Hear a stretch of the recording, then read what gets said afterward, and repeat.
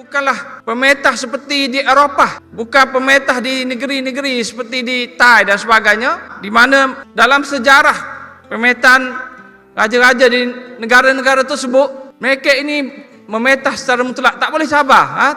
Pembesar-pembesar umumnya patuh pada kehendak raja ni dan dia boleh berbuat apa saja. Tetapi di negeri Melayu ini pemerintahnya sangat berbeza. Raja dengan pembesar itu sebenarnya dia berkongsi kuasa. Dan pemerintahan ini berlaku secara mesyuarah kolektif.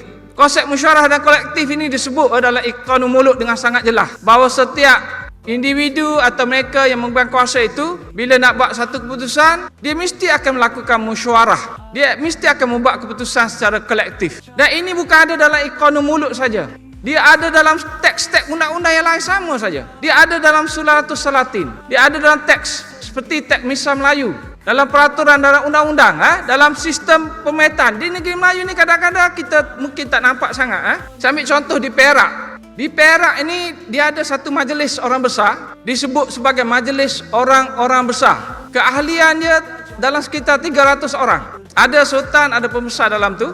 Dan macam mana institusi ini membuat keputusan pada abad ke-19 sebelum kedatangan British? Mereka buat keputusan dalam satu perkara yang berkait dengan kerajaan secara mengundi, angkat tangan. Ini yang saya baca daripada tulisan oleh Andaya. Seorang raja tu buat keputusan satu undi, dan pembesar-pembesar lain juga satu undi. Dan mereka membuat keputusan ni dalam tindakan mereka ni disebut oleh Andaya sebagai sangat demokratik sifat dia. Kerana pada masa itu pemerintah raja atau pembesar mengundi suara mereka ini sama didengari dalam membuat keputusan-keputusan tersebut. Hubungan kekerabatan ini juga wujud dalam bentuk kedaulatan yang bukan ditentukan oleh